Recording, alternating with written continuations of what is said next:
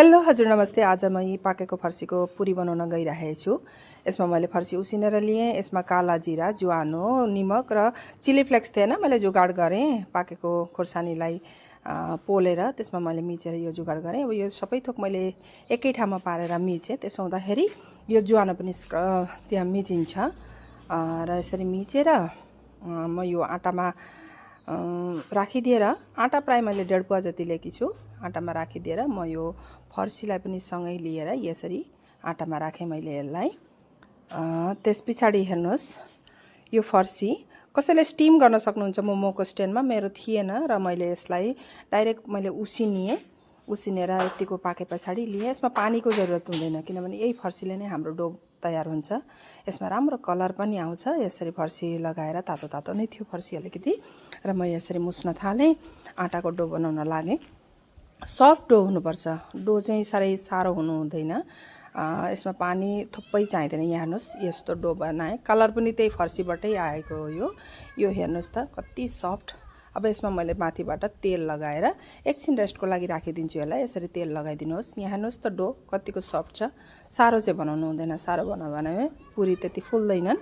र यहाँ हेर्नुहोस्, यो मैले माथिबाट तेल लगाएर यसलाई हेर्नु कति सफ्ट डो।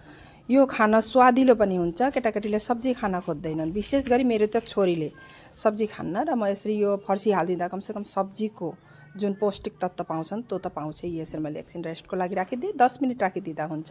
यसरी अब डो निकाले हल्का हातले यसरी बेल्दिनुहोस्। यो एकदमै सफ्ट छ नि, तेल लगाएर हल्का हातले यहाँ हेर्नुहोस् त यसरी बेल्दिनुहोस्। त्यति पातलो पनि बनाउनु पर्दैन, यो त्यति पातलो बनाउनु पर्दैन। यहाँ हेर्नुहोस् त यतिको, धेरै पातलो होइन, यतिको पारेर यसलाई बेलिदिनुहोस्। अब हेर्नु, म यहाँ तार्न ठिक पारेँ। तातो तेल पारे पछाडि मैले यहाँ तेलमा राखिदिएँ। यहाँ हेर्नुहोस् त फक्क फुल्छ यो साह्रै राम्रो गरेर। नुन र त्यो फर्सीको मिठास जुन हुन्छ नि, दोडाको ब्यालेन्स साह्रै खानालाई स्वादिलो मिठो हुन्छ। यो दोडाको ब्यालेन्स फर्सीबाट गुलियो आउँछ र निमकको अलिकति स्वाद हुँदाखेरि साह्रै नै मिठो हुन्छ खानामा, स्वादिलो र पौष्टिक पनि त हुन्छ फर्सी हालेर पकाएको। यहाँ हेर्नुहोस् एकदम फक्क फुलो। यहाँ हेर्नुहोस् त साह्रै सफ्ट।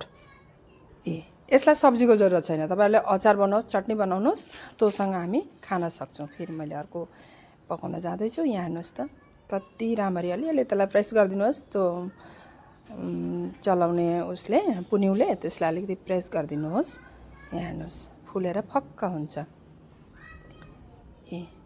यो चाहिँ केटाकेटी त हलाउने मेलो हो। ठुलालाई पनि मनपर्छ, खान्छौँ, सबैलाई राम्रो हो। तर विशेष गरी केटाकेटी अब सब्जी खान खोज्दैनन् र यो यसरी फर्सी कमसेकम यसरी सब्जी भए पनि खुवाउन सकिन्छ। हेर्नुहोस् त मैले बनाएँ यसरी हरी चटनी, यो टमाटर धनियाँ गरेर मैले चटनी बनाएँ। त्यही चटनीसँग साह्रै स्वादिलो पाराले खान सकिन्छ। इन्जोय गर्नुहोस्, तपाईँहरू पनि खानुहोस्, बनाउनुहोस् र इन्जोय गर्नुहोस्।